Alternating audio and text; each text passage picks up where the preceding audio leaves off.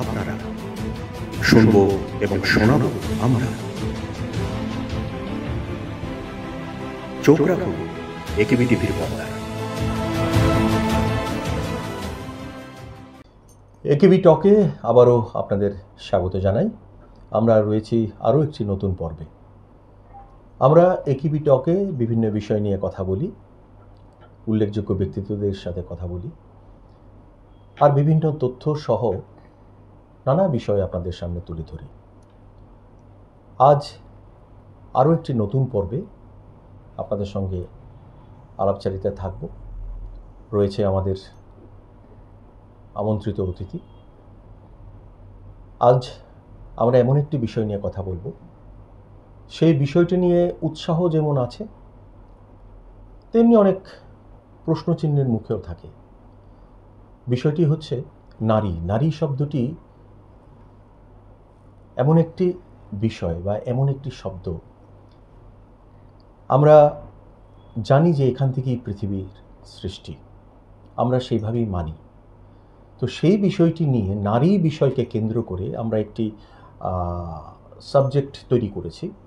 নারী একটি বিষয়, তাকে কেন্দ্র করে আমরা নারীর ওপরে যে বিষয়টি নিয়ে আজ আলাপচারিতায় থাকব, সেই বিষয়টি হচ্ছে অস্তিত্বে, প্রতিবাদে এবং মূল্যায়নে আজকের নারীরা কোথায় অবস্থান করছেন। সেই বিষয়ে কথা বলতে আমাদের স্টুডিওতে আজ উপস্থিত রয়েছেন ত্রিপুরা কৃষি ট্রেনিং কলেজের অধ্যক্ষা ডক্টর হৈমন্তী ভট্টাচার্য। আপনাকে আমাদের স্টুডিওতে স্বাগত জানাচ্ছি। নমস্কার। আমরা প্রথমেই বললাম যে আমরা আজ নারীকে বিষয় ধরে আজকের এই আলাপচারিতা ঠিক করেছি, এবং নারীকে বা নারী বিষয়টিকে কেন্দ্র করে যে বিষয়টি নিয়ে কথা বলবো সেটি হচ্ছে অস্তিত্ব, প্রতিবাদে এবং মূল্যায়নে আজকে নারীরা কোথায় অবস্থান করছেন। প্রথমেই আমি একটি অন্য প্রশ্ন আপনাকে করতে চাই যে আপনি একজন নারী, আপনি এই যে পুরুষ নারী, এই যে পৃথিবীর মধ্যে যে পুরুষ নারীর একটি বিভাজন তৈরি হয়, বা পুরুষ নারী দুটো আলাদা আলাদা বিষয়কে প্রত্যেকেই আমরা এটাকে প্রতিষ্ঠিত করতে চাই, এটা পুরুষ, এটা নারী, এইভাবে এই গোটা বিষয়টিকে কিভাবে দেখেন আপনি একজন নারী হিসেবে? আমার মতে নারী এবং পুরুষ অবশ্যই দুটো আলাদা আলাদা অস্তিত্ব, কিন্তু দুজনেই দুজনের পরিপূরক। একজনকে ছাড়া আরেকজনের অস্তিত্ব আমরা কল্পনা করা কষ্টকর। তাই সমতা বা যে মূল্যায়ন, পুরুষরা যেভাবে মূল্যায়িত হয়, আমার মনে হয় নারীরাও সমপরিমাণভাবে মূল্যায়ন পায়।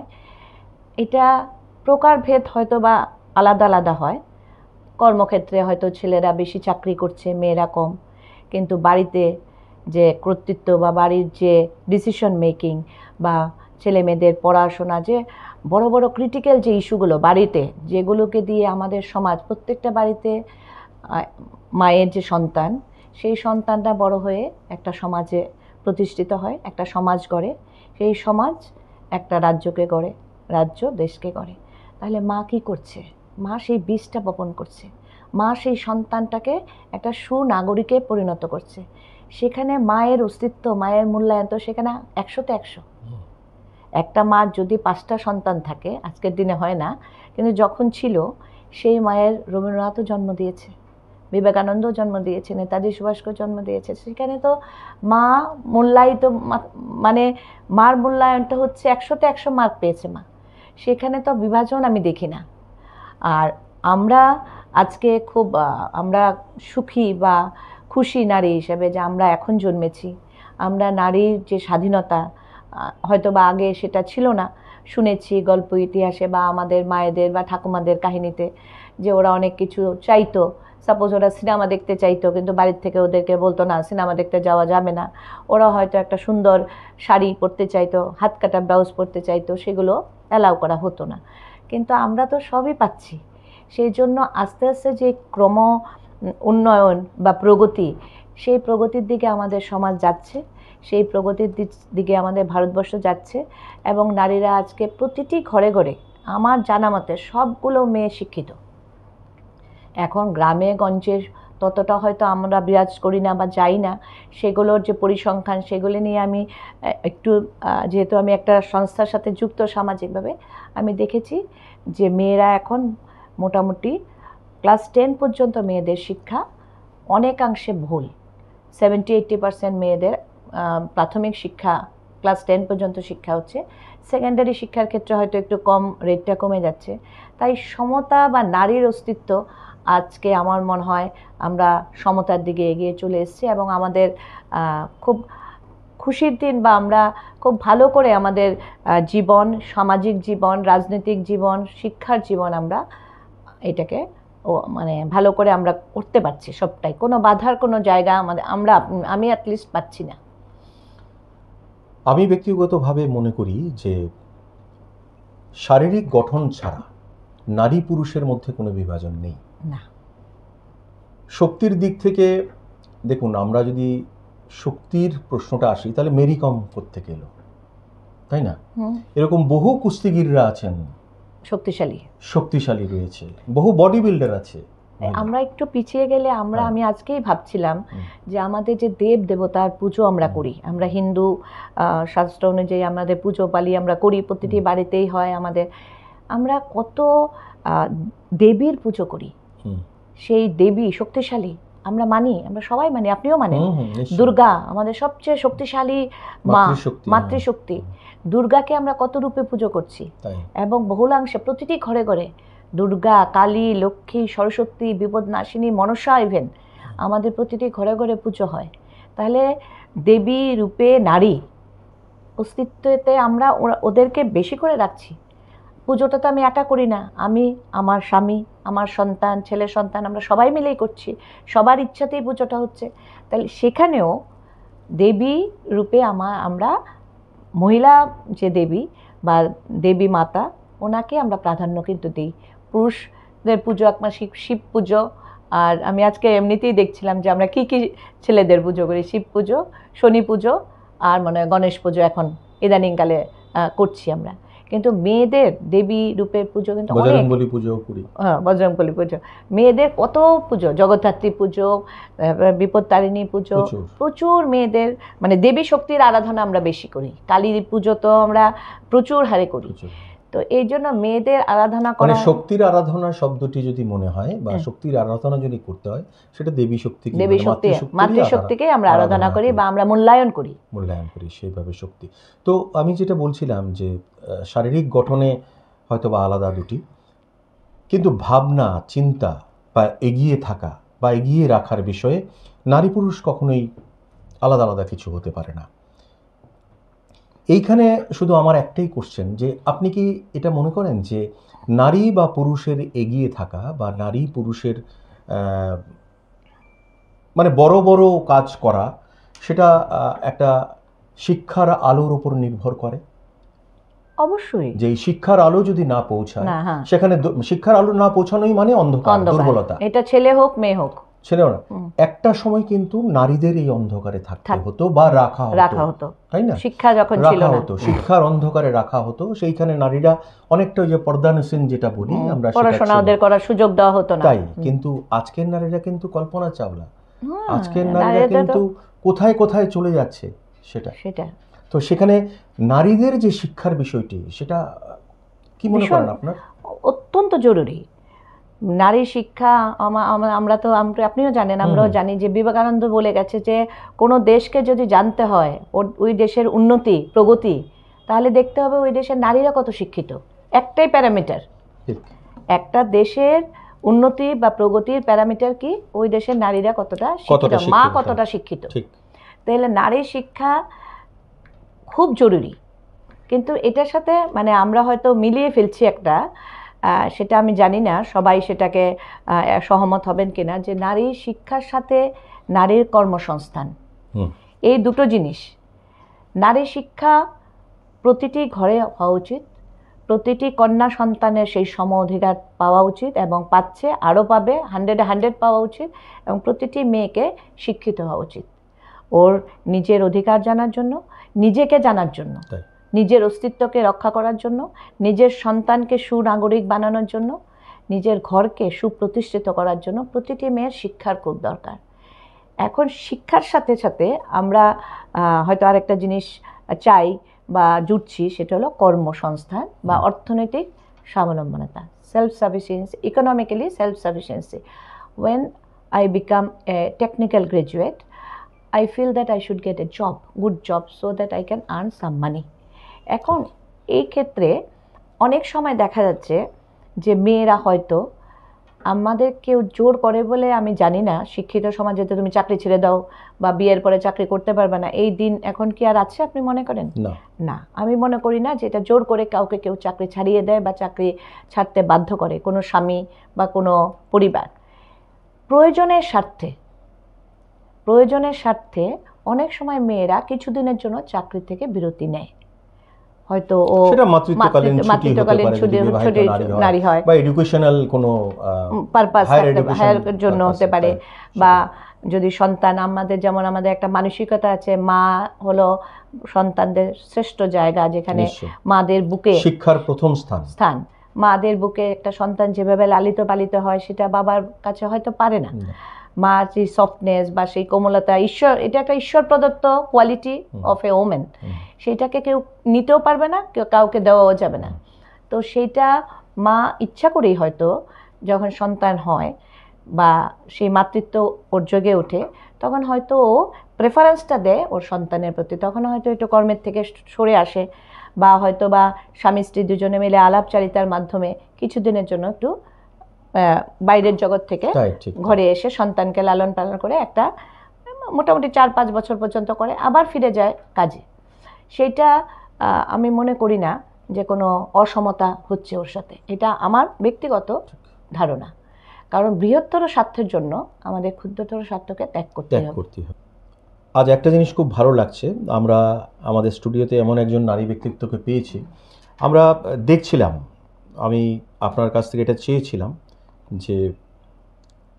যে আপনার একটা বিবৃতি দিন আপনি আপনার সম্বন্ধে। তা আপনি যেই দর্শক বন্ধুরা যে বিবৃতি বা যে সেলফ ইন্ট্রোডাকশন যেটাকে বলি, যেটা উনি দিয়েছিলেন, সেটা দেখে আমার খুব ভালো লাগছে যে ধারাবাহিকতা বজায় রেখে আপনি একটার পর একটা শিক্ষা কমপ্লিট করেছেন এবং উচ্চতর ডিগ্রিও আপনি হাসিল করেছেন।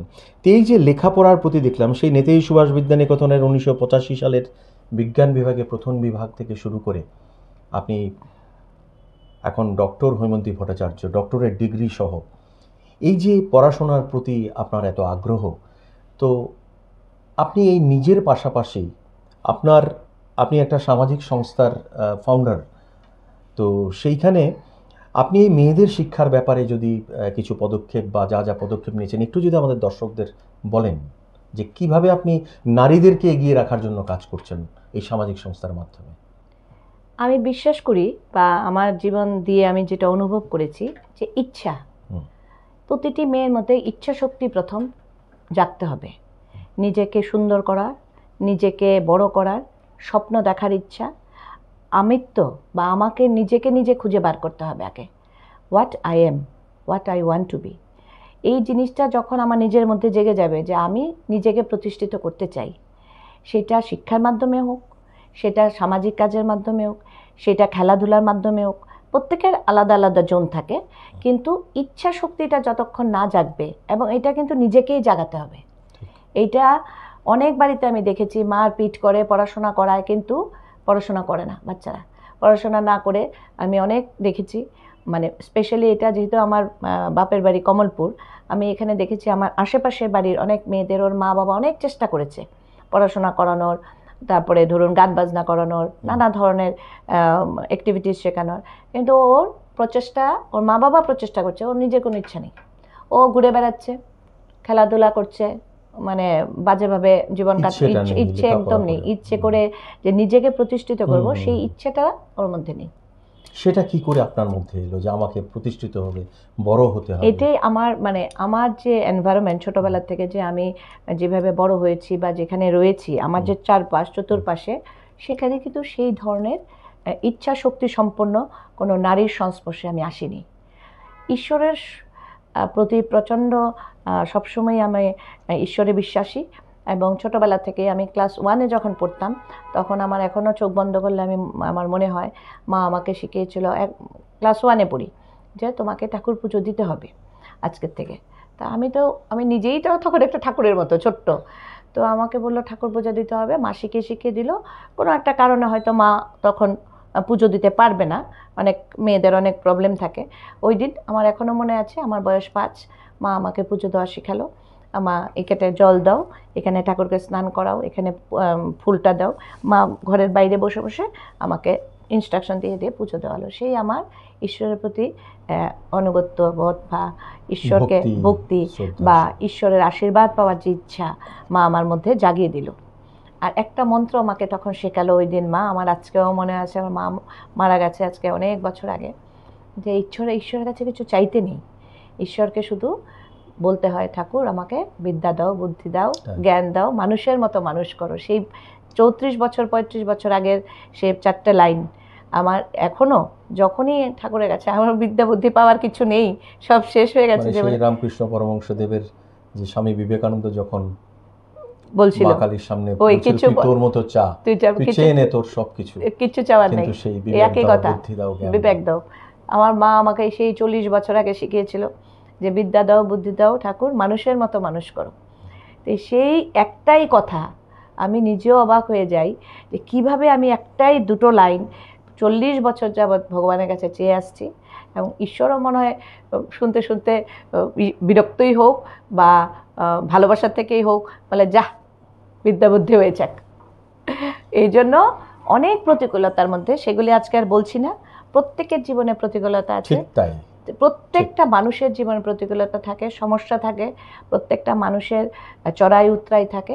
সেগুলো এটা সবার জীবনের গল্প, নতুন করে বলার কিছু নেই। কিন্তু তারপরও ইচ্ছা শক্তির উপর নির্ভর করে, একদম ইচ্ছা যদি থাকে, একটা মেয়ের মধ্যে যদি ইচ্ছা থাকে, সে পড়াশোনা, ঘর, সংসার আর অন্যান্য প্রতিভার বিকাশ ও করতে পারবে। হয়তো কেউ একদিন আগে করে, কেউ 2 দিন পরে করে, কিন্তু ইচ্ছা শক্তি আমি সব মেয়েদেরকে বলবো যে যতই প্রতিকূলতা থাকুক, যতই কষ্ট থাকুক, যতই সামাজিক প্রতিবন্ধকতা থাকুক, তোমার ইচ্ছা শক্তিকে কখনো তুমি মেরে ফেলবে না।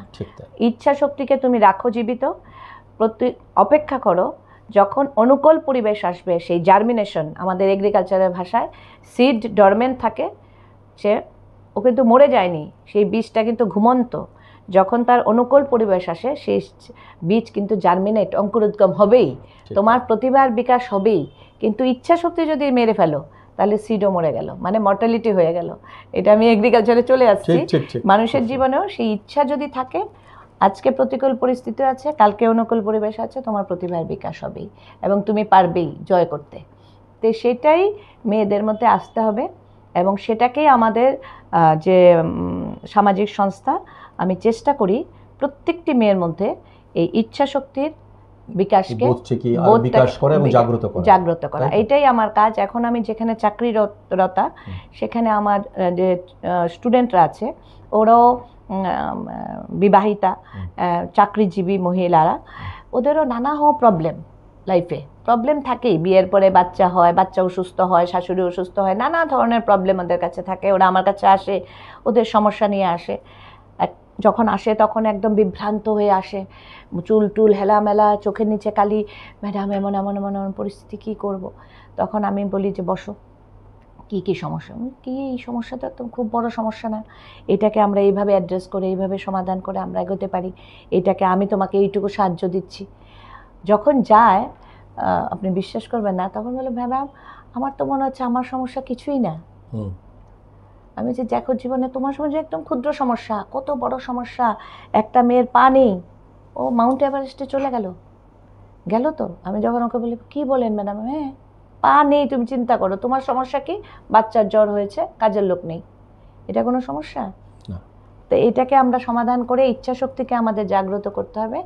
আমরা এখানে পড়াশোনা করতে এসেছি, ট্রেনিং নিতে এসেছি, এটা কমপ্লিট করতে হবে। আমাদের নিজেদেরকে ততটুকু এগিয়ে নিতে হবে যাতে আমরা রাজ্যের কৃষি দপ্তরকে কিছুটা দিতে পারি। তো এখন আমার মনে হয় যে এই কাজটা আমি করে যাচ্ছি, এবং যতদিন আমার শরীরে শক্তি থাকবে, আমার ব্রেইন কাজ করবে, আমি এটা মৃত্যুর আগে পর্যন্ত করে যেতে চাই। খুব সুন্দর কথা। আমরা আলোকিত নারীর গল্প শুনছি। আলোকিত নারীরা সবসময় আলো ছড়াতে ভালোবাসেন এবং সেই আলোক ধারায় বা সেই আলোকোজ্জ্বল পরিবেশে সবাইকে রেখে একসঙ্গে একসাথে এগিয়ে যেতে পছন্দ করে।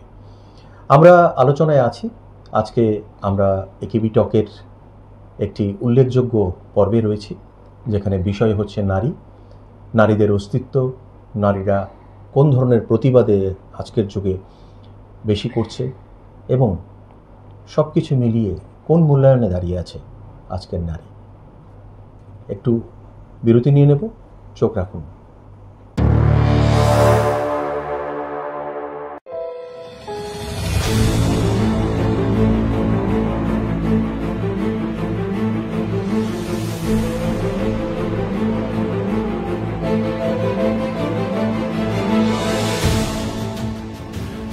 বলবেন আপনারা, শুনবো এবং শোনাবো আমরা।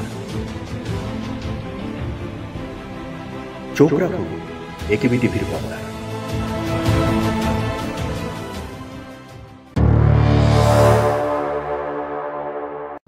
ফিরে এলাম বিরতির পর, আবার চলে যাচ্ছি আলোচনায়। আমরা ব্রেকের আগে যে বিষয়টি শুনছিলাম, যে আপনার উৎসাহ, আপনার ইচ্ছা শক্তির গল্প শুনছিলাম, এবং একটা খুব সুন্দর কথা বলেছেন আপনি, যে প্রতিবন্ধকতা কিন্তু সবারই আছে, নানা রকম রূপে। প্রতিকূলতাও সবার আছে, কিন্তু সব কিছুকে এক পাশে রেখে যদি কারোর ইচ্ছা শক্তি থাকে বড় হবার বা আলোর পথে যাওয়ার, তাকে কেউ আটকাতে পারে না। না, আপনি নিজেও সেটা বিশ্বাস করেন। আমি এইখানে এসে শুধু বলছি যে আজকের যে নারী রয়েছে, বর্তমানে যে নারী, যদিও সামাজিক মাধ্যমে নারীদের অনেক রকমভাবে ব্যবহার আমরা দেখতে পাই, সেখানে রিলসের নারী বা অন্যান্য বিভিন্ন কর্মকুশলতায় যারা থাকে তাদের নারী, এর বাইরেও বড় বড় যারা ইনস্টিটিউশন আছে, বাণিজ্যিক কেন্দ্র আছে বা উদ্যোগ নিচ্ছে বড় বড়, সেখানেও অনেক নারীদের দেখতে পাচ্ছি। বিভিন্ন রূপে কিন্তু নারীদের দেখতে পাচ্ছি। সেই মাতৃশক্তি যেটা বলছেন আপনি, একটা সময় ছিল মাতৃশক্তির আরাধনা, এখনও আছে। আমরা পূজা পার্বণের মাধ্যমে সেই মাতৃশক্তির আরাধনা থাকি। আজকের যে দুনিয়া, প্রযুক্তির যুগ বা উন্নয়নের যুগ যেখানে হোক, সেখানে নারীরা কি আজও সেই অস্তিত্বেই আছে, না আরও এগিয়ে গেছে, নাকি কোথাও পিছিয়ে গেছে, নাকি একটা মোটামুটি অবস্থায় আছে? আপনি কি মনে করেন? নারীরাও এগিয়ে যাচ্ছে, প্রগতির দিকে যাচ্ছে নারীরা। এখনও আমার মনে হয় যে, আমি যদি একটা ছোট্ট উদাহরণ দিই, যে আজকে আমরা যখন আমাদের যৌবন ছিল, আমরা সিনেমা দেখতে যেতাম, যেখানে সবচেয়ে বেশি যে দুনিয়া, ফিল্মি দুনিয়া, সেখানেই মেয়েদেরকে সবচেয়ে বেশি এখন কি বলে বাণিজ্যিকভাবে, আমি সেটাই বলছি, নারীরা কোথাও কিন্তু পণ্য হিসেবে ব্যবহৃত হচ্ছে। হ্যাঁ, তো এখন ব্যাপারটা হচ্ছে যে সেটাও কিন্তু একটা ইচ্ছা, জোর করে যে হচ্ছে সেরকম কথা নয়। না, এখন আমার ইচ্ছা যে আমি 100 কোটি টাকার সাইন করব একটা বিজনেসে, সেটা করতে গেলে আমাকে কি কি করতে হবে আমার প্রোডিউসার আমাকে বলে দিল। আমার যদি ইচ্ছা থাকে তাহলে আমি এটা করব।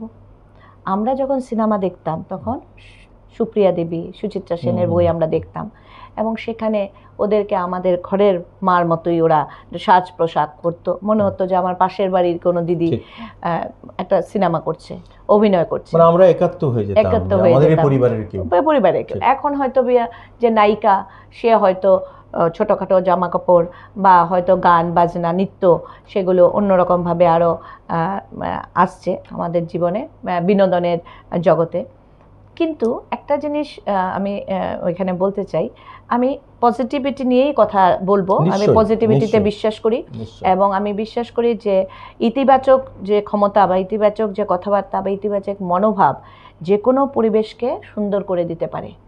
আপনি বারবার যদি আমরা রাম রাম রাম মরা মরা বললে রাম হয়ে যায়, তা আমরা ইতিবাচক শক্তি অনেক প্রভাবশালী শক্তি, এটা নেচারও আমাদের বলে যে সবসময় ভালো কথা বলবে, সেটা নেচার আমাদের জীবনে ফিরিয়ে দেয়। আপনি যদি ডেলি বলেন যে ঈশ্বর আমি ভালো আছি, আপনি ভালো থাকবেন, আপনি ভালো থাকবেন। তো এখন কথা হলো যে সেই সময় মেয়েরা একটা রিমিনেশন পেত সিনেমা করে, ছেলেদের থেকে অনেক কম। আমরা যদি সুচিত্রা দেবীর জীবনী, সুপ্রিয়ার জীবনী পড়ি, ওরা হয়তো 10,000 টাকা, 15,000 টাকা, 20,000 টাকা পেত। সেখানে উত্তম কুমার হয়তো 1 লাখ টাকা পেত। আমি যেটা পড়েছি, আমার ভুল হতে পারে। তো এখন দেখছি মেয়েরাও 25 কোটি আলিয়া ভাট পাচ্ছে। এটা আমার কাছে খুব ভালো লাগছে যে এখন কাঁধেতে কাঁধে মিলিয়ে, যে পণ্যই হোক, বাণিজ্যই হোক, যাই হোক, তুমি এই বিষয়ে আমি আলোচনা করব না। আমি এখন যেটা আলোচনা হচ্ছে, ছেলেরা যদি 5 কোটি পায়, মেয়েরাও 5 কোটি পাচ্ছে। ও আর ট্যালেন্ট দিয়েই পাচ্ছে। ও নিজেকে প্রতিষ্ঠিত করে, ও সম অধিকার, সম মূল্যায়ন, সমযোগ্যতায় সমান যে রিমিনেশন, সেটাও নিয়ে আসছে। আমার মনে হয় এটাই প্রগতি, এটাই মেয়েদের। এটা যদি না হতো তাহলে আমার মনে হতো যে না, আমাদেরকে কেউ ঠকাচ্ছে। তা পরবর্তী আপনি যে প্রশ্নটা আমাকে করেছেন, আমি বুঝতে পেরেছি, মানে উন্নয়নটা নিশ্চয়ই হচ্ছে। আমি বলছি, আমরা যেভাবে একটা সম্ভ্রম, একটা শক্তিতে মাতৃশক্তির আরাধনা করি বা নারী শক্তির আরাধনা করি, সেইখানে আমাদের যে বর্তমান সময়ে দাঁড়িয়ে আমরা সেইভাবে কি পারছি? এটা কিন্তু একটা বিতর্কে চলে যাব আমরা, যদি আমি বিতর্কের ব্যাপারটা হলো কিছু কিছু যেমন আমাদের বিতর্ক বলতে অনেক পরিবার আছে যারা মানে স্মার্টনেস বা ওরা বলে যে আমরা স্মার্ট, আমার বাচ্চারা স্মার্ট, এই জন্য এরকম জামা কাপড় আমরা পরাই। এখন স্মার্টনেসের ডেফিনেশনটা প্রত্যেকটা মার আলাদা। আমি যেমন মনে করি smartness is nothing but how you present yourself. Exactly. That is smartness. Exactly. It does not mean that I should wear some dress which does not look good at all. This is not smartness according to me. তুমি নিজেকে কিভাবে present করছো, তুমি কতটা জানো, তোমার ভিতরে knowledge কি আছে, কতটা নলেজ আছে। আমি ঠিক এই জায়গাটাতেই বলতে চাই, যখন তুমি কথা বলবে, মানুষ তোমার দিকে মুগ্ধ হয়ে তাকিয়ে শুনতে হবে। That is smartness. আবার অনেকে মনে করে যে আমি এরকম ড্রেস পোশাক করবো যে মানুষ আমার দিকে হাঁ করে তাকিয়ে থাকবে, সেটাও হতে পারে, কোনো অসুবিধা এটা আমাদের অসুবিধা নেই। আমি এটাও কন্ট্রোভার্সিতে যেতে চাই না, এটা কোনো অসুবিধা নেই। আরেকজনের ডেফিনেশনে হলো যে আমার সন্তান যখন রাস্তা দিয়ে হেঁটে যাবে তখন সবাই হাঁ করে তাকিয়ে থাকবে, she is so smart, so beautiful. তো সেটা করার ক্ষেত্রে তখন ওকে সেই ধরনের সাজ পোশাক, সেই ধরনের মেকআপ করতে হবে। এটা ভালো কি মন্দ আমি জানি না, তবে আমরা যে পরিবার থেকে এসেছি, আমরা যে সমাজ ব্যবস্থা থেকে, আমি স্পেশালি আমরা এসেছি, সেখানে আমরা শিক্ষা এবং জ্ঞান এগুলিকেই বেশি মাত্রায় মূল্যায়ন করে থাকি। পোশাক, সাজগোজ এবং অন্য ধরনের সাজগোজ, আমি অন্য কোনো শব্দ ইউজ করব না এখানে, সেটাতে আমরা খুব একটা বেশি, আমার মেয়েকে বা আমার পরিবারের জন্য মেয়েরা, আমরা খুব বেশি ওদেরকে সেটাতে প্রশ্রয় দিই না। আসলে আমাদের ভারত, আমরা যে দেশে বসবাস করি, ভারতীয় সভ্যতা বা ঐতিহ্য সেটাকেই বলে। ভারতীয় নারীরা কিন্তু গোটা বিশ্বে মাথা উঁচু করে চলে। যেখানে কল্পনা চাওলা রয়েছেন, যেখানে বড় বড় আর কি বলবো, যেখানে আমাদের, আপনি চিন্তা করুন, আমরা যেটা বইপত্রে পড়তাম যে প্রীতিলতা ওয়াদ্দেদার থেকে শুরু করে যাদের কথাই আমরা পড়েছি, যাদের যেসব নারী শক্তির কথা পড়ে আমরা বড় হয়েছি, সেখানে কিন্তু শ্রদ্ধায় মাথা নত হয়ে আসে। এই ভারতীয় নারীরা কিন্তু ওই শ্রদ্ধায় মাথা নত হয়ে আসা সেই ব্যক্তিত্ব, যেখানে পুরুষ কিন্তু তাদেরকে মাতৃশক্তির আরাধনায় রাখে সবসময়। কারণ শক্তির আরাধনা পুরুষ করে চলেছে, নারীরাও করছে, কিন্তু পুরুষরাও করে, সেটা মাতৃশক্তির আরাধনা, তাই তো? আজকের দিনে দাঁড়িয়ে আমরা এইটুকু বলতে পারি যে উন্নয়নে তো নারী অবশ্যই এগিয়েছে। সেখানে যে নারী যে শক্তিমান, পুরুষ আর নারীর যে দুটি বিভাজন রয়েছে, সেখানে যে সমতায় যে শক্তিমান দুজনেই, এটা কিন্তু আমরা আজকে বলতে প্রতিষ্ঠিত, আজকে এটা প্রতিষ্ঠিত করেছে নারীরাই। উচ্চশিক্ষিতা এবং বড় বড় বিষয়ে বড় বড় পোস্টে চাকরি করছে, বড় বড় অর্গানাইজেশনকে এগিয়ে নিয়ে চলছে, এবং সারা দেশের মধ্যে এমন কিছু অর্গানাইজেশনকে চালাচ্ছে যেটা কিন্তু আন্তর্জাতিক স্তরেও কিন্তু সেখানে প্রতিষ্ঠিত। সেইভাবে আরও একটি বিষয় যেটা বলবো, যে আমি এই বিষয়টিকে একটু খোলসা করি বলে নিই, যে প্রতিবাদ এমন একটি শব্দ। ধরুন, প্রতিবাদ কখন আসে? প্রতিবাদটা আসে যখনই ওই যে আপনি বললেন যে পজিটিভ একটা ইতিবাচক দৃষ্টিভঙ্গি নিয়ে চলছে একটা কিছু, সেইখানে যখন বাধা বাধা সৃষ্টি আসে। হয়ে বারবার বারবার যখন বাধা। বাধা আসে, যে ইতিবাচক শক্তি বা ইতিবাচক পথকে যখন ভেঙে দেওয়া হয়, প্রচেষ্টা করা হয়, তখন কিন্তু প্রতিবাদের সৃষ্টি হয়। প্রতিবাদ কারা করে? ইতিবাচক মানুষরাই করে, যারা করার শক্তি রাখে। একদম একদম সেটাই বলছি। তো সেইখানে আমি সেটাই জানতে চাইবো যে আজকের দিনে দাঁড়িয়ে নারীরা যে প্রতিবাদে সামিল হচ্ছে, আমরা কিছু কিছু ক্ষেত্রে আজও কথা হচ্ছিল একজনের সাথে যে নারীদের রিসেন্টলি কোন কোন প্রতিবাদে আপনি দেখেছেন। আমি তখন উদাহরণও দিলাম কিছু কিছু প্রতিবাদের, কিন্তু সেই প্রতিবাদগুলি কি সামাজিক মাধ্যমের জেরেই কি প্রতিবাদটা শুধু করা হচ্ছে, নাকি সত্যিকারের প্রতিবাদ করা হচ্ছে, ধরে রাখা হচ্ছে সেই প্রতিবাদকে? খুব স্বল্প সময়ের প্রতিবাদ হওয়ার পরই কিন্তু নেমে যাচ্ছে। এটাকে কি বলবেন? না, প্রতিবাদ করতে হবে আমার মনে হয় একজন নারী হিসেবে প্রতিবাদটা করতে হবে প্রতিটি ঘরে ঘরে, প্রতিটি ঘর থেকে প্রতিবাদ আসছে। প্রতিবাদ মানে কিন্তু ওই মিছিল করা এসব না। প্রতিবাদ হলো মনের ব্যাপার, এটা মানসিক। এই জিনিসটা সবাইকে আমি বলতে চাই, প্রতিবাদ হলো মানসিক। যখন আপনার মানসিক দৃঢ়তা থাকবে তখনই প্রতিবাদ ঘন হবে।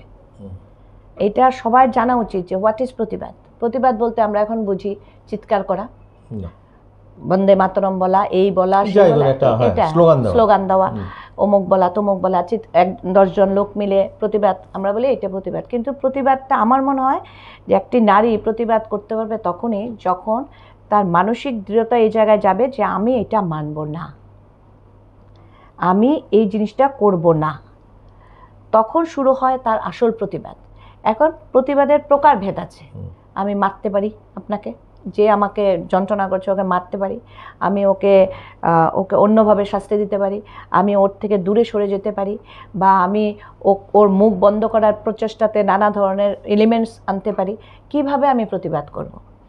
আমার দুটো বিষয়ে আমি কাজ করছি, যেটা আমি প্রতিবাদ হিসেবে নিয়েছি। একটা হলো ভ্রূণ হত্যা, এটা গর্হিত অপরাধ আমি মনে করি। এই পৃথিবীতে আসার যে অধিকার কন্যা সন্তান হিসেবে, সেটাকে আমরা ইন্টেনশনালি আমরা শেষ করে দিচ্ছি। এটা আমরা করতে পারি না। কোনো পিতা, কোনো পরিবার যে আমার গর্ভে একটা কন্যা সন্তান আছে, এই জন্য আমাকে না বলে আমাকে অছিলায় ডাক্তারের কাছে নিয়ে যাওয়া হলো এবং আমাকে সেটা টেস্ট করানো হলো এবং আমার সেই কন্যা সন্তানকে এই পৃথিবীতে আসতে দেওয়া হলো না।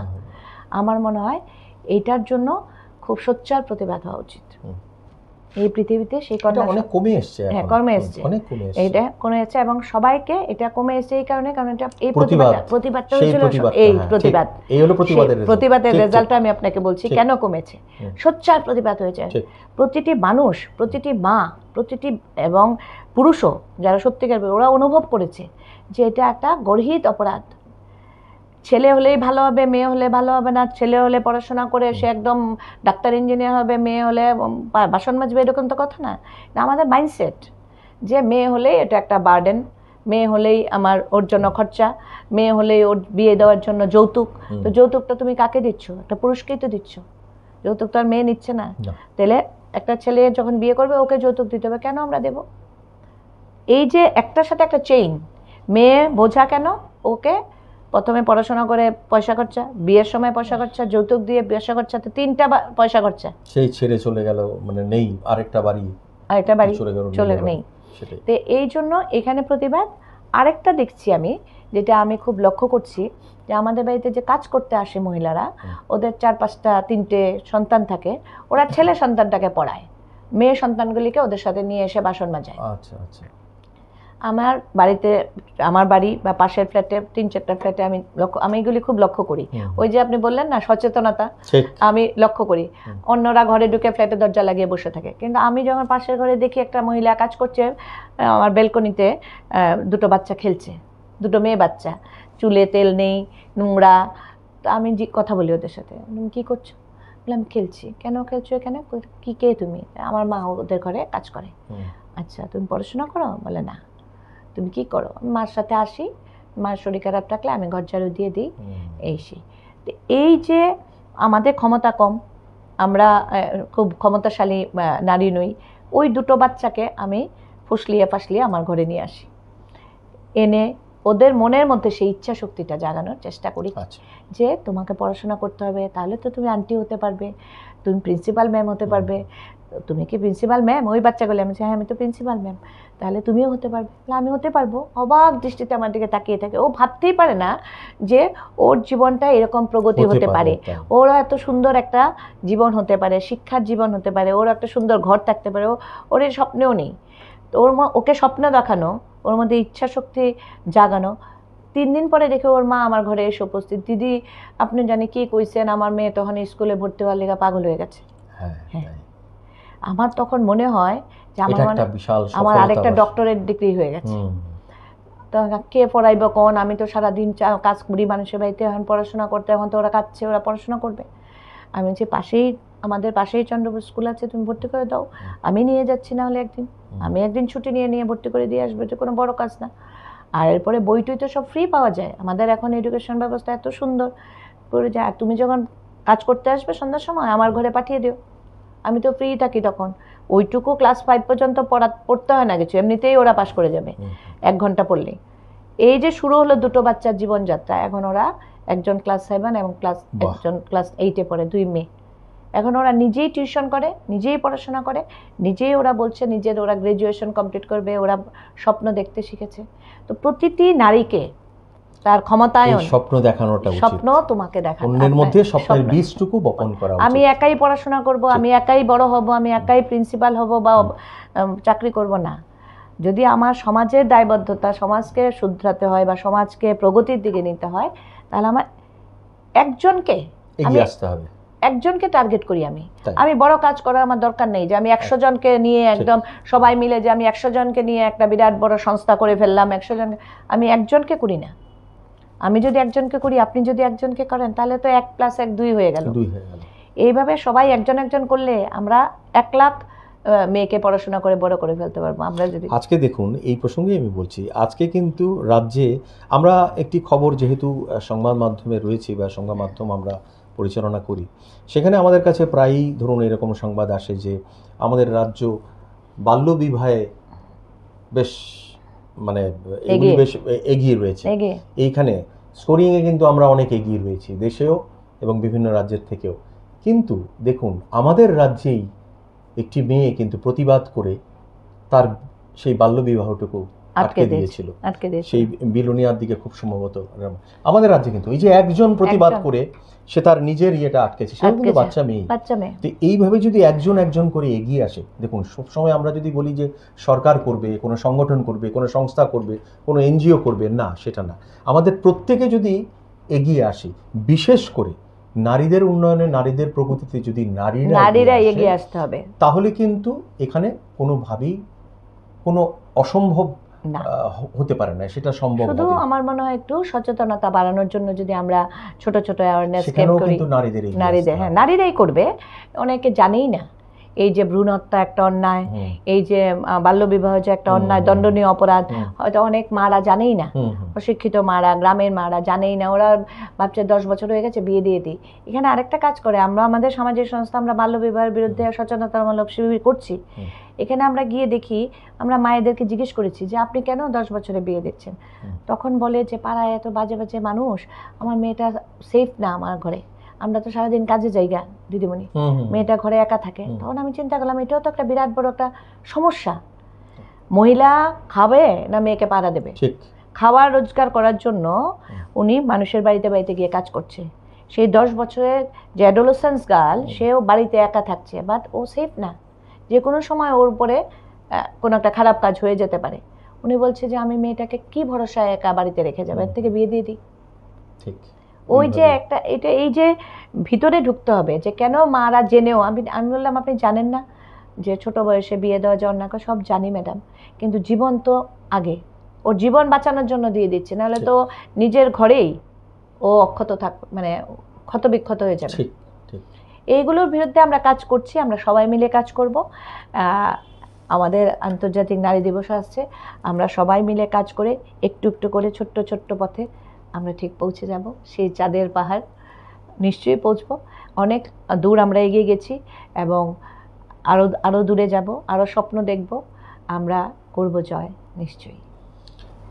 আমরা কিন্তু দর্শক বন্ধুরা এই যে একিবি টকের বিষয়গুলি এইরকমভাবে বাছাই করি বা নির্বাচন করি, সেখানে আমরা আলাপচারিতার মাধ্যমে কিন্তু আমাদের কিন্তু একটা উদ্দেশ্য প্রণোদিত বিষয় আছে।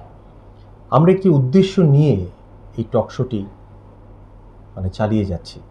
সেখানে হলো সমাজের কাছে এমন একটি বার্তা পৌঁছানো, যে বার্তা হচ্ছে ইতিবাচক, যে বার্তাটি আপনাকে এগিয়ে রাখবে, আপনার জীবনকে সফলতার থেকে বেশি সার্থকতায় রাখবে। আমরা যখন এই টক শোটি করছি, খুব সামনেই রয়েছে আন্তর্জাতিক নারী দিবস। সেই নারী দিবস কিন্তু প্রতি বছর উদযাপিত হয়ে আসছে দেশের বিভিন্ন স্থানে, বিশ্বের প্রত্যেকটি জায়গায়। শুধু উদযাপনে কেন থাকবে নারী দিবস? প্রত্যেকটি নারী দিবসে যদি আমরা বা নারীরা একটি করে অঙ্গীকার নেয় যে আমরা একটি মেয়ের বা একটি কন্যার যত্নে আমাদের নিজের দায়বদ্ধতা দেখাব, সেখানে তার শিক্ষার প্রতি তার ঝোঁকটা বাড়িয়ে তোলা, বা তাকে জীবনের সঠিক পথটি যদি দেখিয়ে দিতে পারি ছোটবেলা। হৈমন্তী ম্যাডাম বলছিলেন যে উনি ওনার ফ্ল্যাটে যখন বসে থাকেন তখন আশেপাশে তার নজরে থাকে যে সেইখানে যে অন্যান্য গৃহ পরিচারিকারা যেখানে কাজ করেন, তাদের কন্যা সন্তানরা তাদের সাথে আসেন। সেখানে দেখুন বাকিদের সঙ্গে আমরা কিন্তু ওই যে উদ্দেশ্য বলছিলাম, এটাই সেই উদ্দেশ্য, যে আজকে হৈমন্তী ম্যাডাম যেটা করছেন সেটা কিন্তু আরও অনেকেই করছেন। আমরা নই কেন, আপনারা নই কেন, বা যারা করছেন না তারা নয় কেন? এইভাবে হৈমন্তী ম্যাডাম দুটি শিশুকে নজরে রেখে যদি তাদের লেখাপড়ার প্রতি ঝোঁক বাড়িয়ে তুলতে পারেন, তাহলে এরকমভাবে আরও কত শত হৈমন্তী ম্যাডাম, কত শত আপনারা মিলে যদি কন্যাদের যত্নে বা কন্যাদেরকে এগিয়ে রাখতে এগিয়ে যান, তাহলে কি এই অসম যে ব্যাপারটা আছে সেটা কি থাকবে কখনো? আমার তো মনে হয় না থাকবে না, কখনোই থাকবে না। নারী পুরুষের এই বিভাজনটুকু থাকবে না। আমি প্রথমেই বলেছি যেটা শারীরিক গঠন ছাড়া নারী পুরুষ দুটি প্রাণ, দুটি জীবন, প্রত্যেকেরই শক্তি রয়েছে, প্রত্যেকেরই ভাবনা স্বপ্ন আছে, এবং সমাজের প্রতি দায়বদ্ধতায় প্রত্যেকেই কাজ করে। আমরা এই আগামীর যে নারী দিবস বা বর্তমান বছরে যে নারী দিবসটি আসছে, সেই নারী দিবসে দাঁড়িয়ে সেই অঙ্গীকারই করি যে আমরা প্রত্যেকে অন্তত একটি কন্যা শিশুর বা একজন অসহায় কোনো নারীর যদি সহায় হতে পারি কোনোভাবে, অবশ্যই শিক্ষার আলোয় বা উন্নয়নের তাগিদে, সেটা যদি করতে পারি, তাহলে সমাজের প্রতি দায়বদ্ধতা যেরকম হবে, তেমনি আমাদের জীবনটিও সফলতার থেকে সার্থকতায় ভরে উঠবে। কি বলেন আপনি, কি বলেন এই বিষয়টি? আমরা একদম শেষ পর্যায়ে রয়েছি, কথাটি শুনবো যে মূল্যায়নে, যেটা লাস্টে আমরা অস্তিত্ব প্রতিবাদে এলাম, মূল্যায়নে, এই মূল্যায়নে যদি নারীরা আজকের দিনে থাকে, তাহলে কিন্তু সমাজ এগিয়ে যাবে, সমাজ এগিয়ে থাকবে। ছোট ছোট ভাবে আমরা সহায়তার হাত বাড়িয়ে দিতে পারি, খুব ছোট্ট ছোট্ট ভাবে। যে শিক্ষা, যেটা আমার মধ্যে আছে, আপনার মধ্যে আছে, সবার মধ্যেই আছে, যে আমরা একটা দুটো বাচ্চাকে ফ্রি অফ কস্ট একটু পড়ালাম, একটা কন্যা সন্তানকে ওকে কিভাবে থাকতে হয়, যে স্বচ্ছতা বা সুন্দর করে থাকা ওরা জানে না। অনেক সময় দেখি চুল টুল হুড়া নাড়া, মানে যে পোশাক আশাক সেটাও ঠিক না, নোংরা, জানে না বলে ওদেরকে সেটা জানানো, বুঝিয়ে তোলা। একটা ড্রেস যদি দিয়ে ওকে একটু সাজিয়ে গুজিয়ে একদিন দেখানো যায়, ওর মধ্যে সেই স্বপ্নকে জাগানো যায় যে দেখো তোমাকে কি সুন্দর লাগছে, ও কিন্তু নেক্সট ডে ওর ড্রেসটাকে সুন্দর করে ধুয়ে পরিষ্কার করে ওইটা পরে এসে, আন্টি আমাকে কেমন লাগছে। ঠিক ছোট্ট একটা জিনিস, কিচ্ছু না। আমাদের ঘরে অনেক জামা কাপড় থাকে, এটা আমরা ইউজ করি না। আমার মেয়ের অনেক জামা কাপড় থাকে, আমার নাতনির অনেক জামা কাপড় থাকে, আমি তো ধরে ধরে নিয়ে আসি। আমি যখন অফিস থেকে আসি, ছোট ছোট করে পার্কে খেলতে থাকে, মারা কাজ করছে 8-10টা। মানে সত্যি কথা বলতে, মানে প্রথম নিয়ে এসছি পরে আমার মেয়ে বলছে, মা কি নোংরা, হাত পা ধোয়া নিয়ে তুমি নিয়ে এসছো হাতে করে ধরে। আবার আমি চেক করে দেখবি, আমি স্নান টান করিয়ে গরম জল দিয়ে কীরকম সুন্দর করব।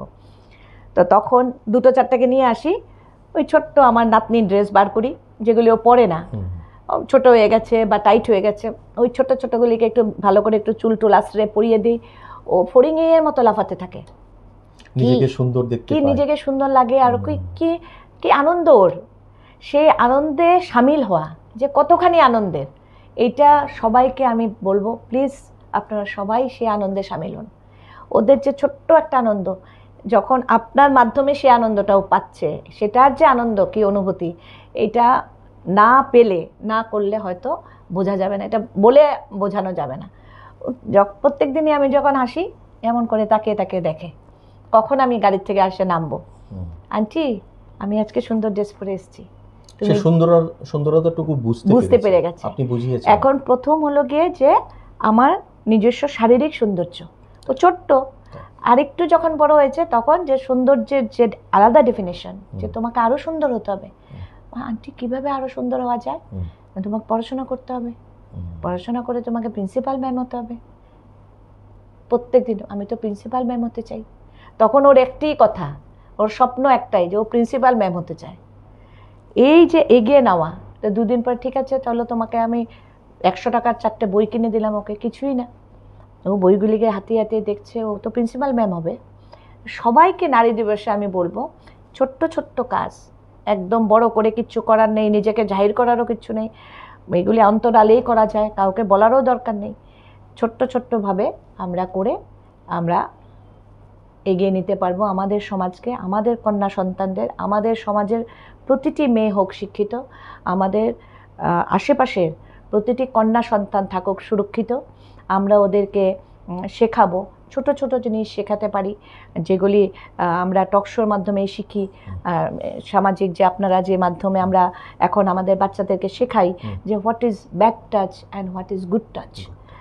এইগুলো আমরা আমাদের কন্যা সন্তানকে, আমাদের যে পরিচারিকার মেয়েরা, ওরাই বেশি নির্যাতিতা হয়, ওদেরকে যদি আমরা শিখিয়ে দিই যে এটা গুড টাচ এবং এটা ব্যাড টাচ, 5 মিনিট 10 মিনিট সময় দিন ওদেরকে। আপনার জীবন থেকে 10টা মিনিটকে আমরা দিতে পারি না এই অসহায় বাচ্চাদেরকে, কিছুই না। আমাদের সেই ইচ্ছা শক্তি, ইচ্ছাটা থাকা চাই যে আমি একাই অনেক কিছু করতে পারবো। রবীন্দ্রনাথের সেই গান, যদি তোর ডাক শুনে কেউ না আসে তাহলে একলা চলো, আমি একলাই অনেক কিছু করতে পারি। আমরা সবাই ভাবে আমি কেন করব, ও কেন করছে না, একদম অন্যায় কথা। আমার মতে আমি একাই করব সব। আমি যখন একা করব আমাকে দেখে আরো 10 জন করবে। একদম, আমি এটা কখনো ভাবি না যে ও কেন করে না আমি করব না, আমি ভাবি আমি করব, আমাকে দেখে অন্যরা করুক, যদি নাও করে না করবে। কিন্তু আমি যদি 10 জনকে পারি চেষ্টা করে পরিবর্তন করতে, সেটাই আমার এই জীবনের সার্থকতা। আমাকে যে ঈশ্বর এই পৃথিবীতে পাঠিয়েছে, আমি কিছু একটা দাগ রেখে যেতে চাই। ইচ্ছা, এটাও আমার ইচ্ছা যে আমি একদিন থাকবো না, কিন্তু কিছু দাগ যদি থেকে যায় আমার করার, হয়তো কেউ বলবে না, আমার সন্তানরা তো বলবে, ওরা তো সেই সাক্ষী হয়ে থাকবে আমার জীবনে যে মা এই বাচ্চাটাকে এতটুকু করেছে, বা আমার মা এই কাজটা করেছে, আমরা শিখেছি মার কাছ থেকে। তো সেটাই আমার কন্যা সন্তান আছে, আমি ওকে শিখিয়ে দিয়ে যেতে চাই যে তোমার ছোট ছোট পদক্ষেপ, ছোট ছোট কাজ একটি নারীকে প্রগতির দিকে কত বেশিভাবে নিয়ে যেতে পারে, এবং এটা কখনো বন্ধ করবে না। এই কাজ তুমি করে যাবে আমরণ, যতদিন শক্তি থাকে, যতদিন তোমার স্মৃতি থাকে, তোমার মধ্যে সেই অনুভূতি যেন লুপ্ত কখনো না হয়। এইভাবেই কিন্তু ভালোর অমরত্ব তৈরি হয়। পৃথিবীতে ভালো করাটা যদি একটি ছোঁয়াচে রোগ হতো, তাহলে আরও সুন্দর হবে পৃথিবী। ভালো করাটা একটা ছোঁয়াচে রোগ হয়ে যাক, সেইভাবে সেই আশা নিয়েই কিন্তু আমরা থাকব।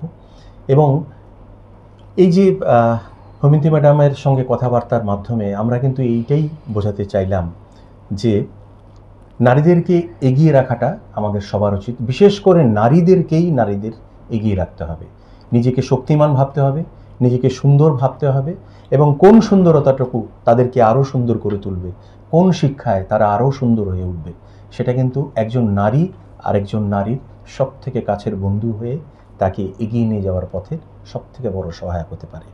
এটাই কিন্তু নারী দিবসের আমরা এই ভাবনায় থাকলাম।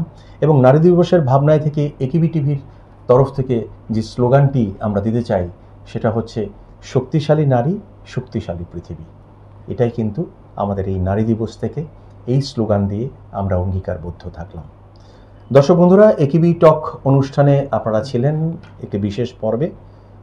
আমরা আগামী পর্বে আরও অনেক এমন বিষয় নিয়ে আপনাদের সামনে উপস্থিত হব।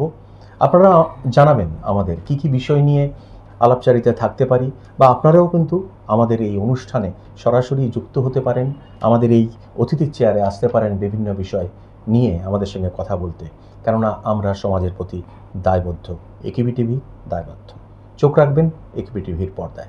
নমস্কার। নমস্কার।